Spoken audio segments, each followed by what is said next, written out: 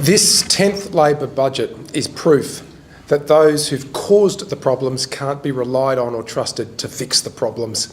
This was an opportunity for Premier Jacinta Allen and her government to take steps to turn our state's fortunes around. We have the highest taxes in the country. We have services being cut right across the board, all because Labor can't manage money. In this budget, we see debt rise significantly over the forward estimates. We will not be far off $200 billion by financial year 27-28. That's not what the government told us they would do. They told us they would have a plan to reduce debt. We see taxes going up, land tax, payroll tax, stamp duty, all going up by around 5 to 6% a year. That's not cost of living relief. Our interest bill will go up significantly on that debt, from $6.5 billion next financial year to around $9.5 billion in 27-28. What that means for Victorians is that we will be spending more on interest than we spend on families, more on interest than we spend on many parts of our education system. It's money that's simply being wasted on debt that has got out of control and away from the government. We also know from the government's own figures that unemployment is forecast to rise over the forward estimates. That's not a good story either. And for people who lose their job, this budget is not news of cost of living relief. Perhaps worse is that the government is lying in this budget. The government is lying because it has told the Parliament that all contracts for the suburban rail loop will be let by 2026, well within the forward estimates period. Yet we have no figures in the budget papers which detail what the costs of those contracts will be. That is unacceptable, it is unprincipled, and it is a complete failure of transparency on behalf of the Allen Labor government to be upfront with the Victorian people about the costs of the suburban rail loop. This is not the first time that the Allen Labor government has lied to the Victorian people in budget papers. We know this happened last year with the Commonwealth Games, and here we go again. Another cover-up of the costs of the suburban rail loop. The government proudly boasts that the suburban rail loop is part of its housing strategy, a major public transport initiative that will cost well over $200 billion. It says that the contracts for the first stage will all be signed before the next state election in November 2026. So where are the details? Where are the costs of this major project? The fact that the government can simply use the acronym TBC across the forward estimates when it comes to the true costs of the suburban rail loop is a complete failure of transparency by the Allen Labor government. We called in our budget scorecard last week for more transparency, among other things, in today's budget. The government has failed that, and it's failed every other metric which we could reasonably ask of the government in that scorecard. Brad and Jess will talk more about that in a moment. This budget, Labor's 10th budget, is proof that those who've caused the problem cannot be relied upon or trusted to fix the problems, and we've seen that today. I'll hand over to Brad first and then to Jess. Thanks so much, JP. Good afternoon, everyone. Labor's 10th budget, 10 years of Labor, 10 years of Labor budgets. 10 years ago, our debt was $21.8 billion. It's now on track to be close to $190 billion. 10 years ago, our interest payments, annual interest payments were $2.1 billion. They're now on track to be more than $9 billion. If Victorians are wondering what 10 years of Labor looks like, it's more debt and more interest at the hands and on the heads of Victorians in the middle of a cost of living crisis. In this budget, we see tax increases as well. We've seen an increase not only to the bin tax, but also to the fire service levy as well. Over the forward estimates, those two taxes will increase by about $1 billion, just shy of $1 billion. So an increase of a bin tax and a fire service levy on Victorians, totalling about $1 billion in additional revenue at a time when Victorians can least afford it. But of course, after 10 years of Labor, this is now the price that Victorians pay. More taxes, more debt, and still the highest debt in the nation. More debt in Victoria after this budget than New South Wales, Queensland and Tasmania combined. Jess will go into some further details. Thanks very much, Brad. And as John and Brad has said, this is the culmination of 10 years of Labor. And as we continue to see debt rise, we continue to see taxes rise, we continue to see spending rise. But yet in this budget, it is cuts by a million cuts. We're seeing right across portfolios different cuts to services and delays when it comes to infrastructure. And if I look to the focus of this budget, the government's focus of this budget, it purports to prioritise the needs of women and families, but yet let me just go through a number of the programs that Labor has chosen to cut. The early child sector supports and regulation, $79 million cut, down 11% in this budget. Wellbeing supports for school kids, down $34 million or 8.4%. Now that is a program that provides mental health support for children. It provides support for sick bay facilities in schools, and it's being cut under Labor in this budget. Child protection, $141 million cut, or down 6.2%. Family violence service delivery, $29 million cut, or down 3.7%. Women's policy, down $0.3 million, following a $3 million cut in a previous budget. And a $42 million cut to public IVF services. This is a government that purports today to be designing a budget that is for women and is for families, and it is anything but. If you turn to the health portfolio, we're seeing a raft of delays, particularly when it comes to health infrastructure. We're seeing over 20 project delays across health infrastructure, and in addition to that, 10 project delays when it comes to regional hospitals. These are services that have been promised and are desperately needed in our regions and have been delayed under this budget because Labor simply cannot manage money, and a culmination of 10 years of financial mismanagement. And just finally on education. In the budget today, we've seen 29 school upgrades, 29 broken promises when it comes to the 2022 election that have not been funded. Yet in their glossy document, the Labor government says first-rate classrooms in every corner of the state. Well, 29 schools today are not getting the upgrades that they desperately need to make sure that the student outcomes, the learning outcomes, will actually be prioritised in those schools. We're also seeing a delay to the 50 government-owned childcare centres and to the rollout of the 4-year-old kinder program. These are signature policies of the Labor government, policies that they talk about on end and are designed to support women and families that are being delayed because they haven't been able to manage the workforce and they haven't been able to manage the budget. This is a culmination of 10 years of Labor, and services and infrastructure are being cut and delayed. Any questions for Jess? John, the decision on Arden, is that a broken promise? We believe it is. The government's made various commitments in this budget that it has walked away from. And for the government to be blaming things like COVID they continually dine out on COVID as an excuse for every failure of this government, whether it's international events and conflicts that they invoke to try and excuse their own failure to manage the budget and deliver the services they've undertaken to provide. This has got to stop. This blame game that the government plays, where they use every excuse in the book simply to walk away from their own promises because they can't manage money.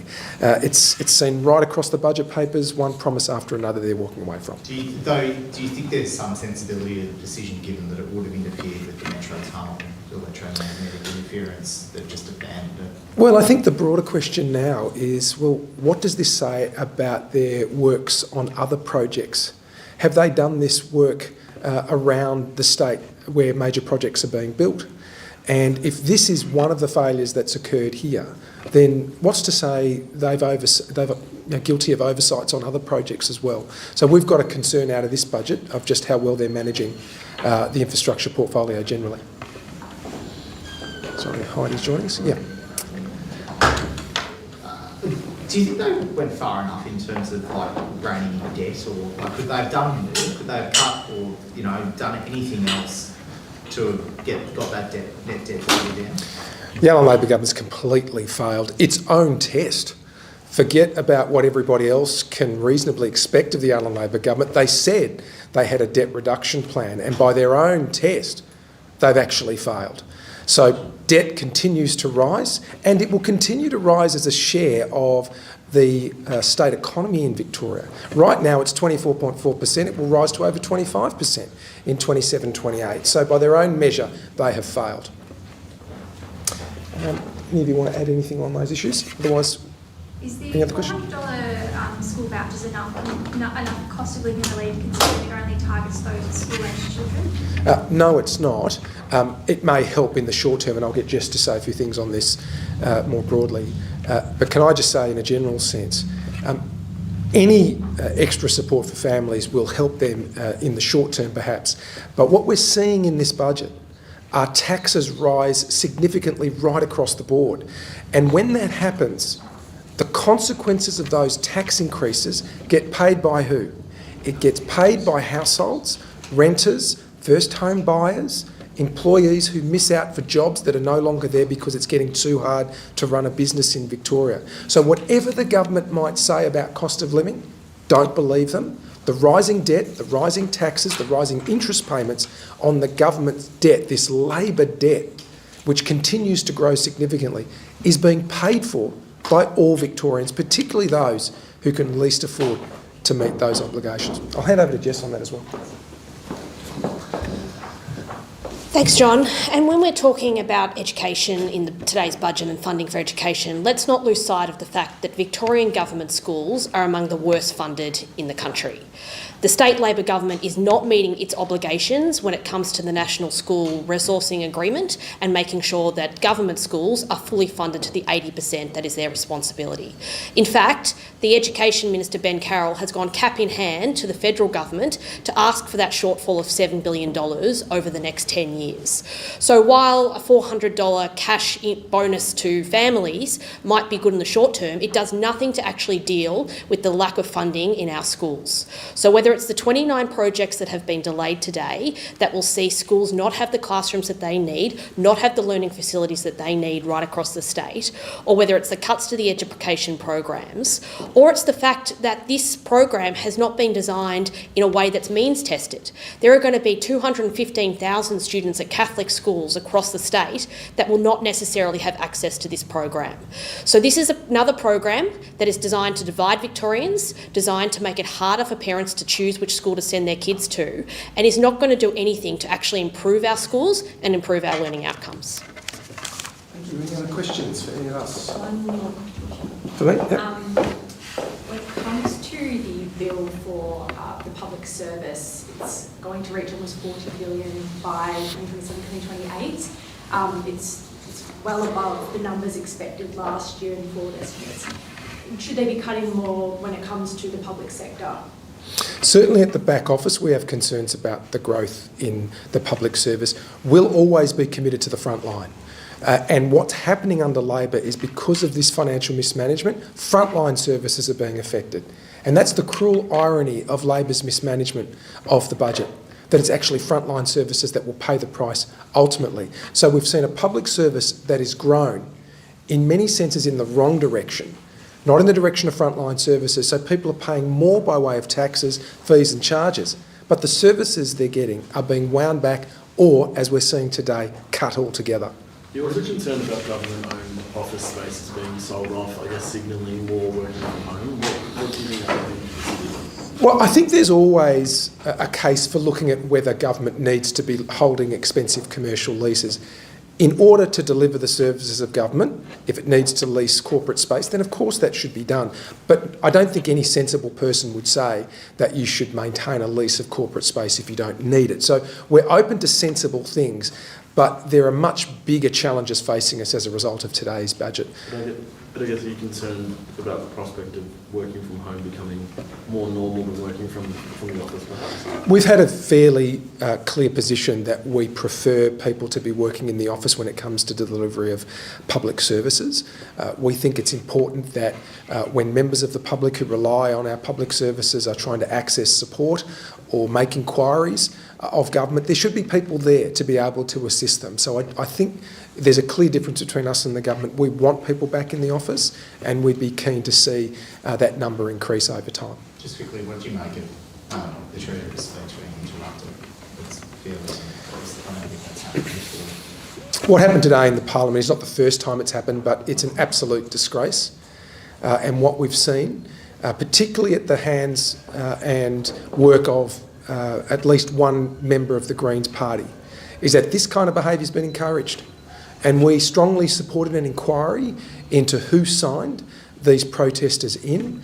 There was clearly the presence of a violent sense about the protest, the physical interaction with staff who were just trying to keep everybody in the parliamentary building and the precinct safe.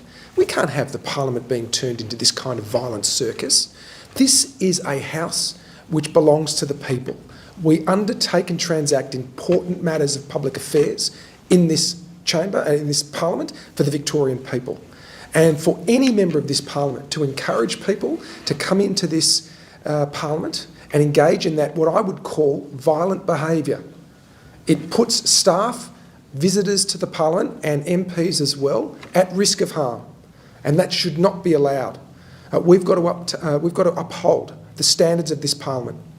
And I fully support, as do my colleagues, strong action being taken to make sure that what occurs in this parliament is fitting for this parliament, being a house of the people, undertaking important work on their behalf.